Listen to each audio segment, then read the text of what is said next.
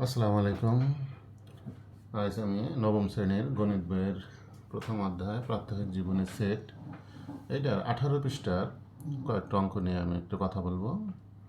তো 18 পৃষ্ঠার এখানে 1 নম্বর অঙ্কের মধ্যে দেওয়া আছে যে যদি a = 0, 1, 2, 3, 4 এবং b = 1, 2, 2, 3, 1 হয়, তবে b বাদ a সমান কত হবে?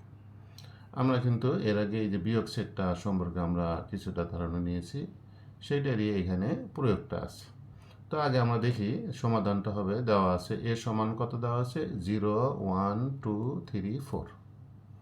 এটা নিয়ে কোনো সমস্যা নেই, কিন্তু বি সেটটা যদি আমরা দেখি যে বি সমান দেওয়া ছিল 1, 2, 2, 3, 1। এখানে আমরা দেখতেছি যে এই সেটটার মধ্যে 1 2বার দেওয়া আছে এবং 2 2বার দেওয়া আছে, কিন্তু আমরা জানি কোনো সেটের একটি উপাদান একবার থাকলে যে কথা, বারবার থাকলেও কিন্তু একই কথা। কাজেই এই সেটটাকে আমরা একটু মিনিমাইজ করে লিখি।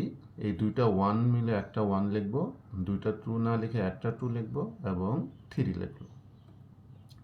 এখন যদি আমরা আসি যে তাহলে অতএব বি বাদ এ সমান তাহলে কত হবে, তাহলে বি এর মান হলো 1, 2, 3 বাদ এ সেটের মান ছিল কত, 0, 1, 2, 3, 4। তাহলে এখন আমাদের কি করতে হবে, এই বি সেট থেকে এ সেটের উপাদানগুলোকে আমাকে বাদ দিতে হবে।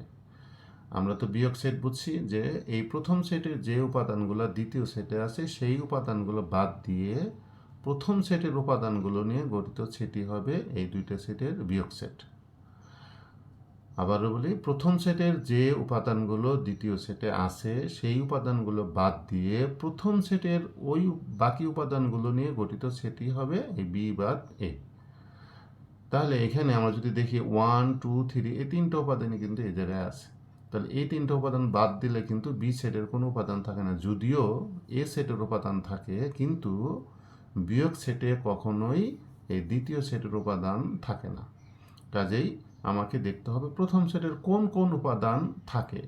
আমরা দেখতেছি এই বি সেটের কোনো উপাদানই কিন্তু বাদ দেওয়ার পর আর থাকে না, এই জন্য এই বি বাদ এ এটা হবে ফাঁকা সেট। এটাকে আমরা এভাবে লিখতে পারি, অথবা আমরা এই ফাই চিহ্ন দিয়েও লিখতে পারি।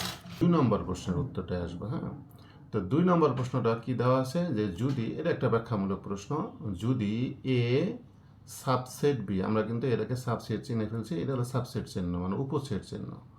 যদি এ সাবসেট বি হয় তবে এ বাদ বি সমান কত হবে, ব্যাখ্যা করতে বলছে। হ্যাঁ, যে যদি এ সেটটা বি সেটের একটা উপসেট হয় তাহলে এ সেট থেকে বি সেট বাদ দিলে কি থাকবে, এটা আমাকে ব্যাখ্যা করতে হবে।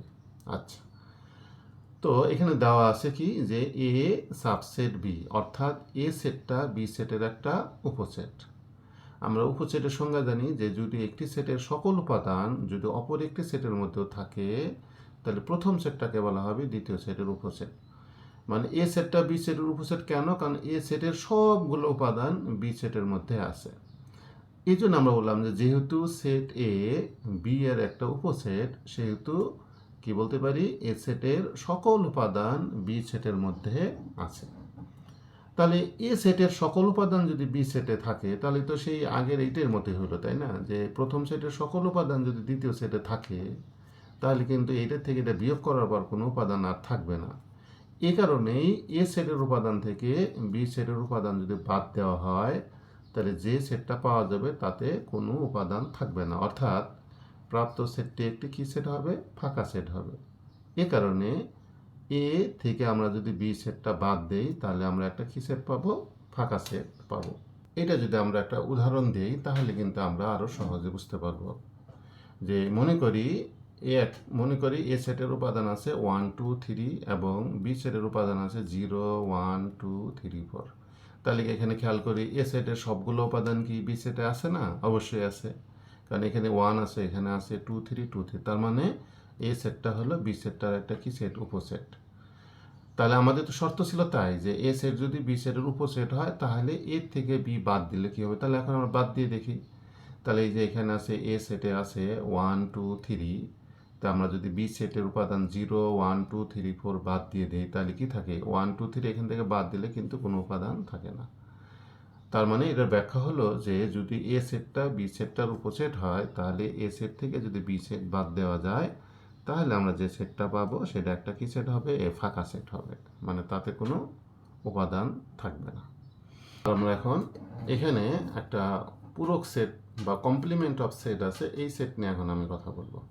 তো এ পূরক মানে এ সেটটা যদি একটা সেট হয় তাহলে এ এর পূরক অর্থাৎ এ কমপ্লিমেন্টকে আমরা এ সি অথবা এ প্রাইম দিয়ে প্রকাশ করতে পারি, এবং এটার এই পূরক সেট অর্থ হলো যে ইউনিভার্সাল বা সার্বিক সেট থেকে ওই সেটটাকে কি দিতে হবে বাদ দিতে হবে। এখানে একটা উদাহরণের অঙ্ক আছে, আমরা অঙ্কটা দেখব যে যদি সার্বিক সেট ইউ সকল অঙ্ক বা ডিজিটসের সেট হয় এবং এ সকল বিজোড় ইভেন অঙ্ক ডিজিট অর্থাৎ অঙ্ক হলো ডিজিটসের সেট হয় তাহলে এ এর পূরক সেট নির্ণয় করো। মানে এখানে ইউ একটা সেট আছে, সেখানে সকল সংখ্যা থাকবে, সকল অঙ্ক থাকবে এবং এ থাকবে শুধু জোড় সংখ্যাগুলো থাকবে। আচ্ছা, তাহলে এটাকে আমরা যদি সেট আকারে লিখে তাহলে দেওয়া আছে ইউ হলো কি সকল অঙ্ক মানে ডিজিটের সেট। আমরা তো ডিজিট বুঝি 0 থেকে 9 পর্যন্ত সংখ্যাগুলোই কিন্তু ডিজিট অঙ্ক সংখ্যা বলে আমরা 0 1 2 3 থেকে 9 পর্যন্ত। আর এ সেটটা দেওয়া আছে যে সকল জোড় সংখ্যার জোড় অঙ্কগুলার সেট, তাই না? তাহলে আমরা 0কে নিব, 0কে যেহেতু 2 দ্বারা ভাগ করা যায় তাহলে 0 2 4 6 8 জোড় সংখ্যাগুলো নিয়ে নিলাম। তাহলে এখন আমরা যদি লিখি তাহলে এ এর পূরক সেটটা কি হবে, এ এর পূরক সেট হবে ইউ সেট থেকে আমাদের কি বাদ দিতে হবে এ সেটটাকে বাদ দিতে হবে।